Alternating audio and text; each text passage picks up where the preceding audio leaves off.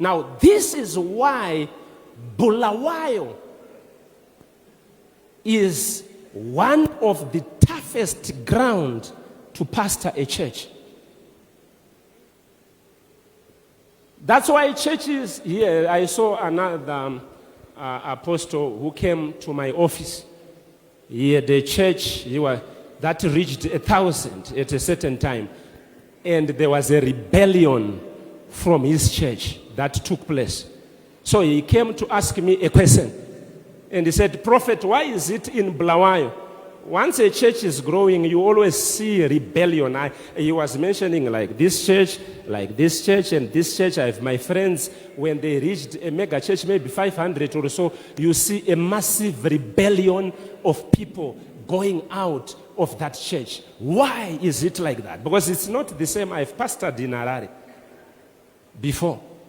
My first pastoral ministry was in Harare, Mamfakose. I went to Budiriro and so forth.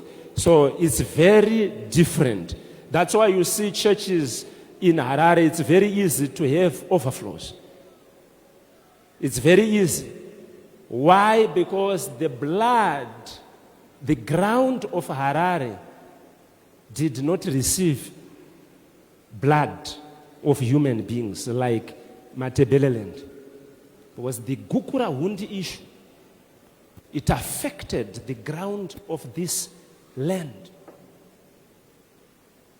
So that's why there is too much killing and murders. So that's why in this region you must never play with a knife. Games with your wife with knives and so forth. You might discover you have just killed your wife. Because even when I'm praying, I hear voices of people that are crying from the ground. But now, it's now better. That's why God had to instruct me that you, as a Shona speaking born person, call Ndebele people and kneel down and ask for forgiveness to them, because even though they were not there when it happened, I was doing it so that the voices which I was hearing may quieten a little bit. So from that moment, that's when Ego Life started rising. Because I had to deal with the voices. So that's why a business person doing business in Bulawayo and in Harare are not the same. It is not that people in Harare have too much money than those that are in Bulawayo. It's issue of the soil. What kind of a soil do we have? So the churches that are here, they are also fighting those voices of the bloodshed that happened during Gukura Hundi. That's why bloodshed issues are not easy to deal with. Even the government has tried to bring reconciliation, but there is always war. Because they don't know how it's done. The way they are trying to do it is not the way it's done. It's done in a prophetic way, which I had told them that when you come, I will teach you how it's done, to silence those voices. You don't do these reconciliation meetings, and they will never be concluded. So it's not an easy place here. So I always teach pastors that even when you see your church is growing, get ready to see some rebellion here and there. But don't worry, because it's the soil. You will always have leaders who rise up against you, fighting you, and wanting even to bring you down. It's not their fault. It is voices causing them to do that, which they will be hearing. You'll be preaching, but they hear another thing, which is different from what you are teaching them. Let me not touch that one. It's for pastors. Hallelujah.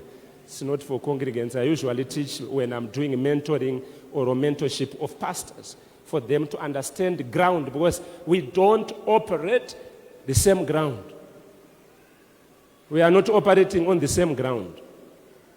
So when you want to come here to pastor, when a new pastor is coming, I welcome them and I say, welcome to Matebeleland, to Bulawayo. Here, ministry is not the same. You face a lot of challenges, 1, 2, 3, 4, and many other things. That's why also, if you notice something, giving issues are not easy to teach in Bulawayo than in Harare. When I started teaching giving at Caxton, Eagles, whom I was pastoring, after service, they would go in town asking for cell phones from people in town, and they were sending me insults that stop preaching this gospel. And then the Lord said, if you want this church to grow, teach about giving for the next 3 months. I lost members. People were shouting, people were fighting, because it was not there to have a church that gives like this in this land. It was modeled here at Eagle Life. The spirit of giving was not there. It was tight and tough. So even when I arrived, there were pastors that were going back to Harare from Zayoja, from AFM, even Ndebele pastors were applying to be transferred to Harare. Because they were saying it's difficult because the people here are stingy, they don't want to give, and so many other things. I'm not mocking, but I'm speaking the truth, which you know. And they fight issues of giving. Every church in Bulawayo here, the problem when you go, which they fight, is this gospel of giving. Once you start teaching about prosperity, you will see leaders rebelling. Because it's a spirit of voices crying. Because he's saying, Bulawayo must remain poor. When I was hearing the voices, they were speaking poverty on the land. That they must not give. So because we want revenge to be, we want our blood to be avenged. So whatever they touch, it must not prosper. So once you teach prosperity, now you are going against those voices. And your children will start to hear them in the spirit. Because that's why, even if you ask some people in Bulawayo, in churches here, why they fight prosperity, they don't have scriptures to back what they are doing. It's just a spirit that enters some church members. And they just, every church, I'm meaning every church, it happens. So that's why I had to bring Dr. Francis Miles, and we took the blood, the soil of Bulawayo when we were ZITF, when he wrote his book, Speak to the Soil. And then we had to do a process. That is the day I asked for forgiveness so that there may be reconciliation. And there was a lot. Did you see when I did that, the attacks that came? If you go even on that video, you see people were fighting. Why did Chiza do that? Why? You could see it's demons that are fighting in the spirit realm. And we spoke to the soil. They are now quiet a little bit, but I still hear those voices.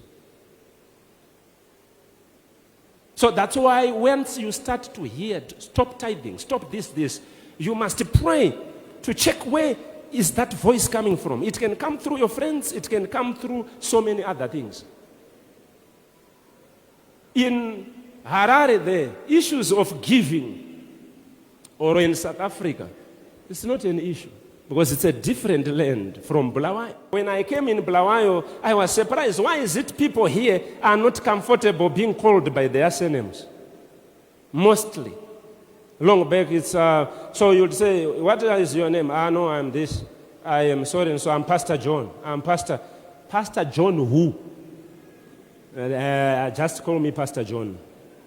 Do you know the reason? They don't want to be judged. Because once the surname kicks in, they are afraid of being handled maybe with tribalism. So when he's coming to a pastor who is like Shona and is Ndebele, maybe he's not comfortable to say his surname. And maybe a Ndebele pastor going to a Shona, or a Shona pastor going to a Ndebele pastor. It's like that. So it's affecting the receptivity even of blessings. And it has to be dealt with. So in this church, I don't want tribal circles here. Of people who say, we are Ndebeles, we are Shonas, there is no black or white, there is no Ndebele, there is no Nigerian in Eagle Life. Hallelujah. That's why I prefer using English to preach, because it cuts across. So there is one guy who was saying, why is also your church growing? I said, take the neutral language. If you are in this city, if you want your church to grow, don't preach in vernacular. Because once you do that, it is given signs. So at first, there were people that were asking me, why do you preach in English? I could not answer them openly like this because I had not done some things that God had told me. So I would just say, I like preaching in English. And you would never hear a Shona sentence from me because I was still developing sons, whether Ndebele or Shona. So I would use English to develop sons in the house. And then God gave me the motto which says, we have no Shona, we have no Ndebele, we have no Nigerian. And then I saw Nigerians coming. I was so excited when I saw Nigerians coming, because now I have got a valid reason now to preach in English. Can we celebrate our Nigerian community? Hallelujah. Now, once you start to touch issue of Gukrawundi, you can see the faces which change the subject. It's a very sensitive issue, but we will preach it anyway. Hallelujah. But God spoke to me that it's going to be solved. There is a government that is going to come and solve that issue. And there will be forgiveness in the land. There will be no more tribalism, and it's coming very soon. Very soon, God is going to deal with the issue of Gukrawundi. You are going to see God silencing those voices. Can we clap hands and celebrate that?